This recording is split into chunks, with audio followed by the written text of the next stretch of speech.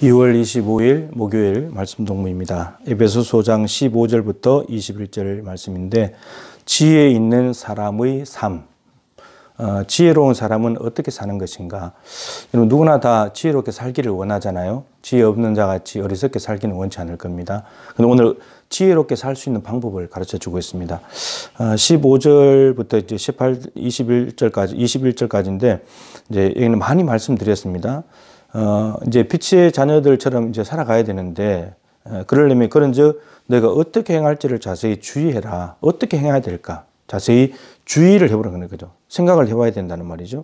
그러니까 되는 대로 아무렇게나 마음의 충동이 일어나는 대로 내 생각이 닿는 대로 내 욕구대로 내 만족과 유익을 얻는 쪽으로 좁은 문, 좁은 길 아니라 쉬운 길, 넓은 길, 편한 길 이렇게 갈 것이 아니고 자세히 어떻게 할지를 주의해 봐야 되는데, 그래야지만 주의하지 않고 살아가게 되면 지혜 없는 자같이 돼버린다는 거죠. 지혜 있는 자가 돼야 된다라고 말하는데, 자 그러면 오늘 말씀은 이제 뒤에서부터 오겠습니다.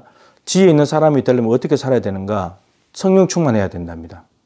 성령 충만. 성령 충만은 어떻게 되냐? 성경에 보니까 기도할 때 성령이 충만했습니다. 그리고 하나님의 복음, 십자가의 복음 말씀이 선포될 때 성령 충만을 받게 되었습니다. 그러니까 기도 가운데 말씀 가운데 성령께서 일하고 계시다는 거죠. 그 성령 충만을 받아야 그 다음에 주의 뜻이 뭔가를 이해할 수 있답니다. 그러니까 우리는 하나님의 뜻을 잘 몰라요.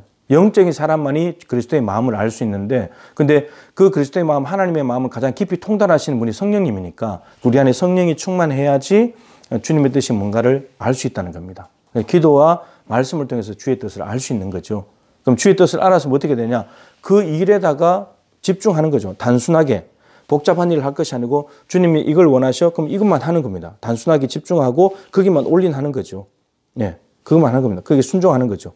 그렇게 하면은 어떻게 되죠? 세월을 아낄 수 있습니다.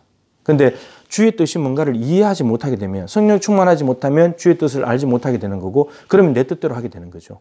근데 주의 뜻을 알게 되면 어떻게 되냐? 그러면 그 일에다가 충성하고 헌신하기 때문에 세월을 아끼게 됩니다. 근데 주의 뜻이 뭔가를 모르면 이것도 해보고 저것도 해보고 여기서 뭐라 그러면 하고 저기서 뭐라 그러면 하고, 이거는 시간 다 가버리는 거예요. 에너지 다 낭비되는 겁니다. 허비하는 삶이 되는 거죠. 그렇게 되면 어떻게 되냐? 지혜 없는 사람이 된다는 거예요. 그 세월을 아끼는 사람이 지혜 있는 사람이라는 거죠. 그러니까 어떻게 행할지를 자세히 주의하려면 우리는 모릅니다. 잘. 그렇기 때문에 성령님의 도우심을 받아야 된다는 거죠. 그래서 이게 자세히 나타나는 게 사도행전 2장이잖아요. 오순절날 제자들과 그 120명 모셔 열심히 기도했잖아요. 근데 성령께서 오셨습니다. 근데 성령께서 오셔가지고 하신 일이 뭐였냐면 하나님의 큰 일. 그게 뭐냐면 50일 전에 일어났던 예수님의 십자가와 부활 사건입니다. 그것을 다른 언어로 말하기 시작했죠. 근데 온 사람들이, 오순절을 지키러 온 사람들이 그것을 다 자기 언어로 알아들었고, 그러면서 복음이 퍼져나가기 시작했습니다. 그러니까 성령이 임하시면 내가 권능을 받고 예루살렘, 온 유대, 사마리아 땅끝까지 증인된다. 그 일을 하나님 이루어 가시는 겁니다. 아, 이거였구나.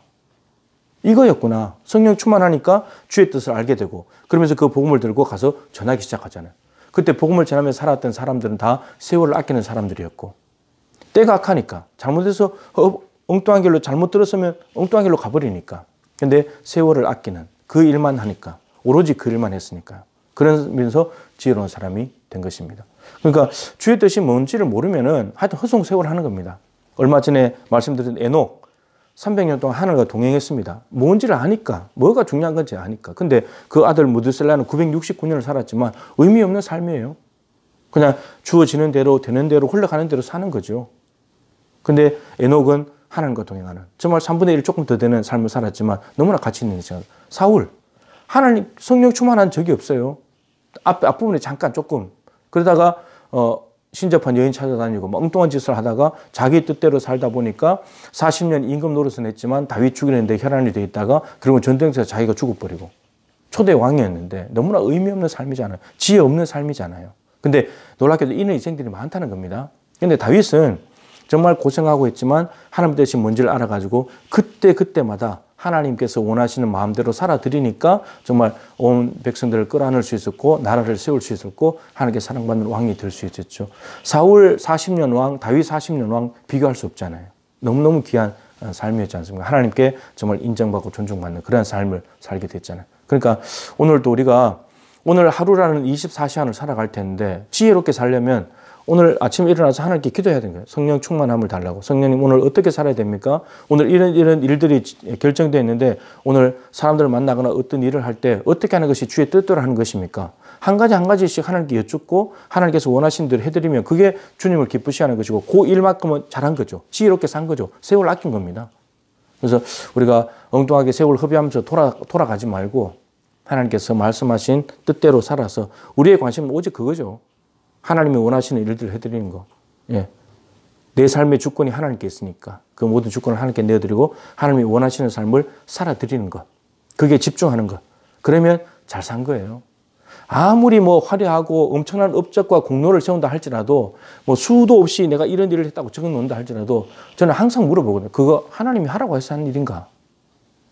아무리 작은 일이라도 하나님이 하라고 해서 하면 엄청나게 귀한 일이고 하나님 영광 받으시는 일입니다. 근데 아무리 큰 일을 했다 할지라도 그거 내 뜻대로 했다면 하나님께 영광이 안 되는 거죠. 하나님이 원하시지 않는 일을 하면 의미 없는 거니까 아무리 열심히 해도. 그래서 우리가 생각의 틀을 좀 바꿔서 성령님을 의지하고 그분께 주의 뜻이 뭔가를 물어서 한 가지 일들을 진행해 나가고 준비해 나가고 그래서 그 일을 해드렸을 때 그것이 세월을 아끼는 것이고 지혜 있는 삶이다 라고 하는 것입니다. 오늘 하루도 이런 삶을 통해서 하나님 앞에 영광 돌리는 세월을 아끼는 저와 여러분이 될 수 있기를 지혜로운 사람이 될 수 있기를 주님의 이름으로 축복합니다.